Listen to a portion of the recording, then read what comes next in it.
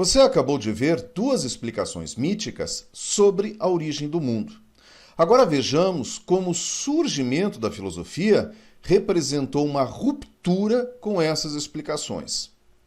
Se o caminho apontado pelo conhecimento mítico é a magia, o conhecimento filosófico se propõe a construir um caminho feito de explicações racionais, ou seja, o caminho apontado pelo conhecimento filosófico é a razão.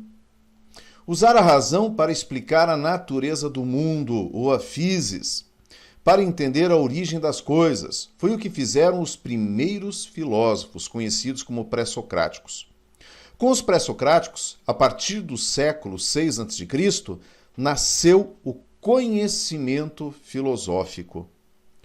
O pensamento desses filósofos possuía um caráter cosmológico, ou seja, buscavam explicações racionais e sistemáticas para o universo, diferentemente da cosmogonia, que utilizava explicações baseadas nos mitos.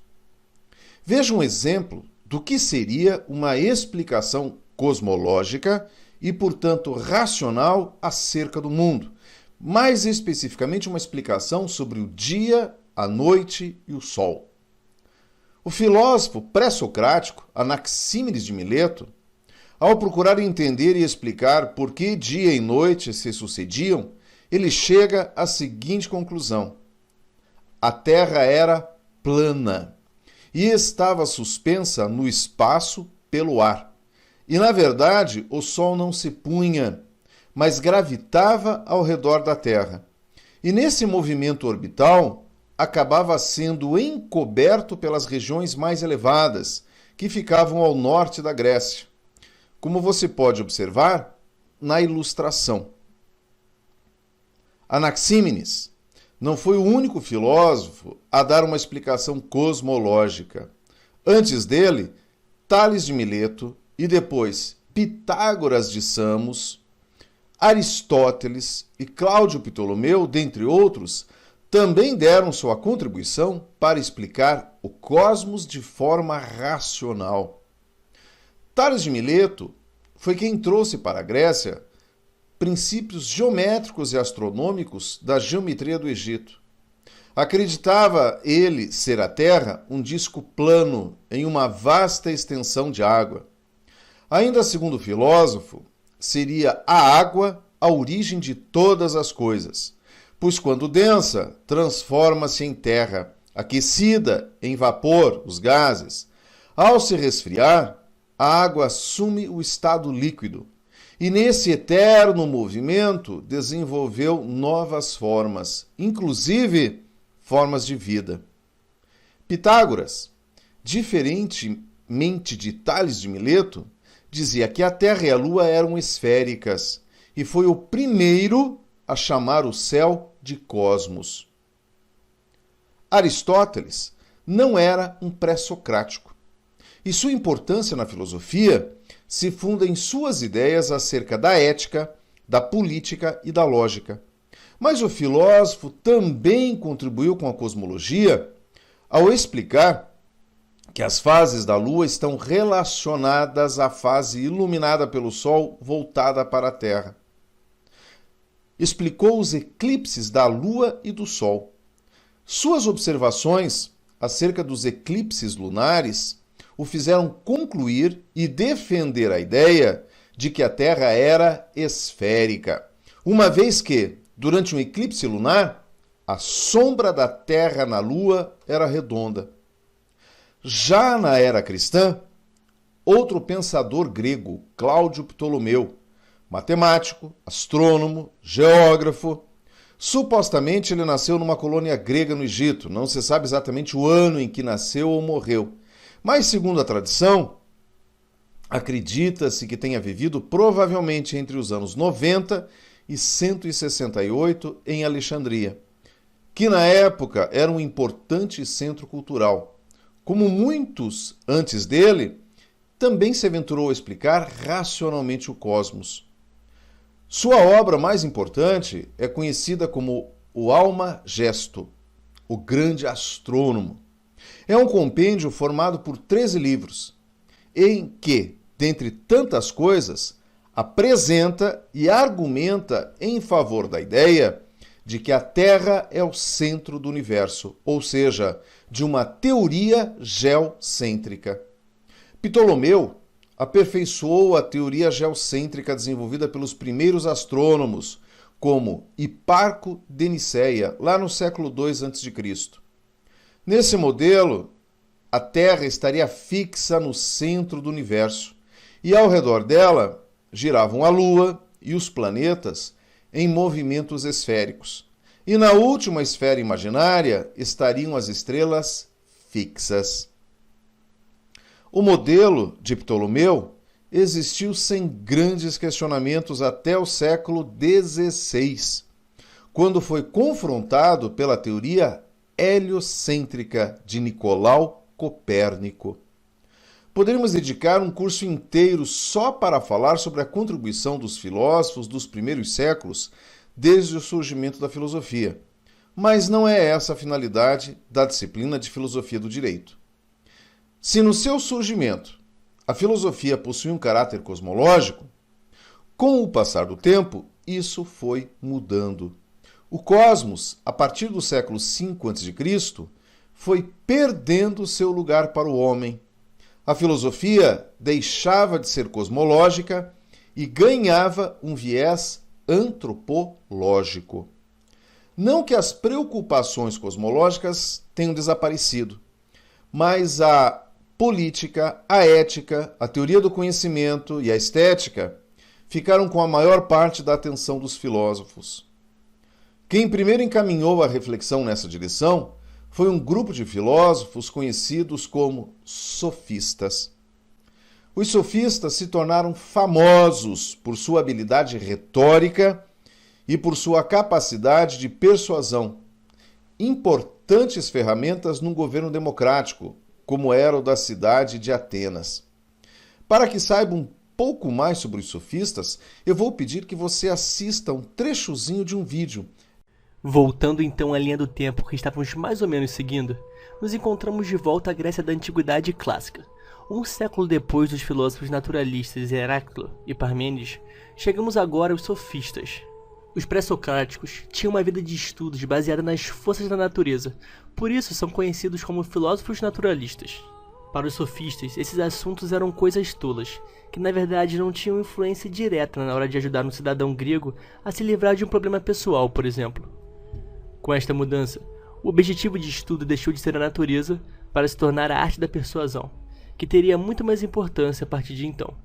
Homens que possuíssem um grande poder de persuasão ficavam disponíveis para ensinar a qualquer cidadão que desejasse aprender, seja para se candidatar a algum cargo público disponível na cidade ou para se defender de algum processo litigioso. O termo sofista tem a sua origem no idioma grego, a partir da palavra sophistes, que significa sábio. Em Atenas, as coisas continuavam numa boa.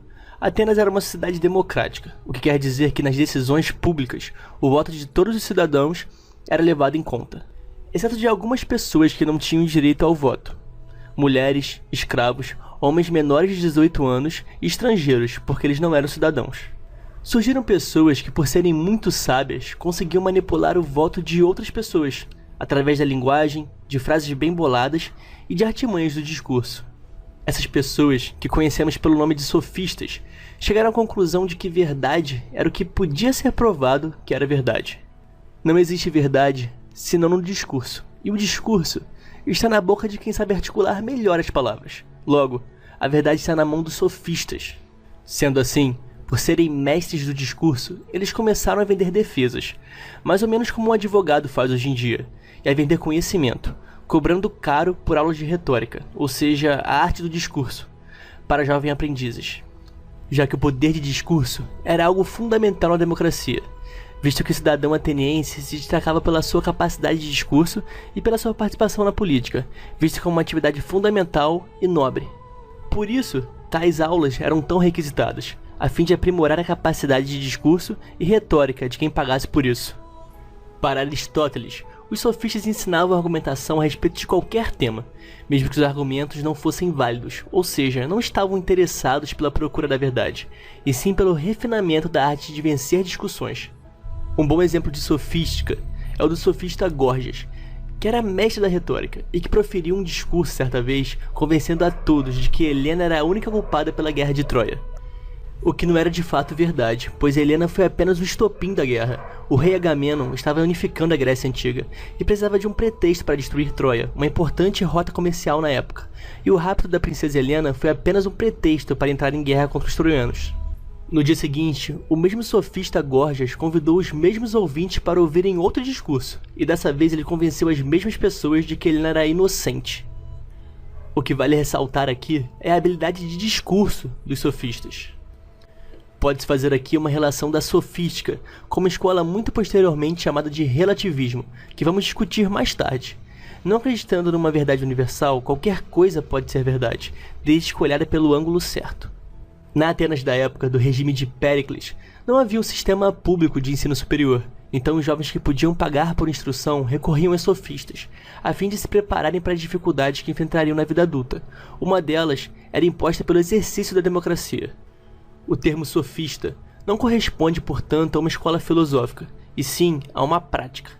Um dos mais conhecidos sofistas foi Protágoras, tanto que Platão dedicou a ele uma obra, o que mostra que o filósofo, mesmo sem concordar com o sofismo, respeitou o pensamento de Protágoras, a ponto de dedicar a elaborar objeções às suas ideias. Protágoras, além de ensinar a arte do debate aos jovens, em uma de suas muitas visitas a Atenas, ele foi nomeado por Péricles para redigir a constituição de uma colônia ateniense. No diálogo platônico Teeteto, Platão traz um importante pensamento de Protágoras. O homem é a medida de todas as coisas, das que são como são e das que não são como não são. Isso significa, em outras palavras, que se uma pessoa pensa que uma coisa é verdade, tal coisa é verdade, para ela. Ou seja, a verdade pode ser subjetiva e relativa.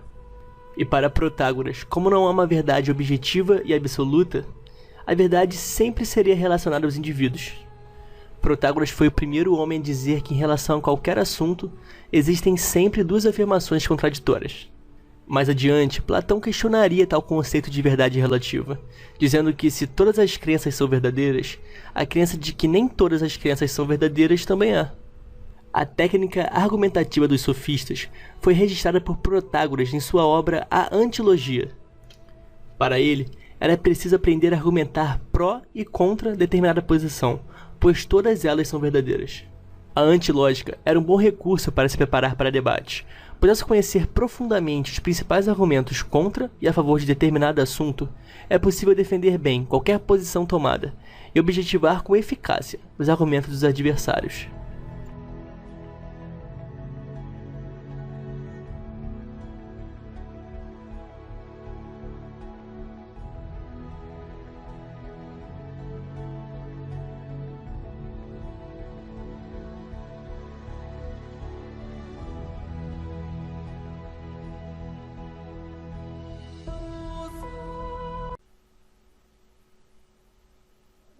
Espero que tenha achado o pensamento dos sofistas e as suas práticas muito interessantes.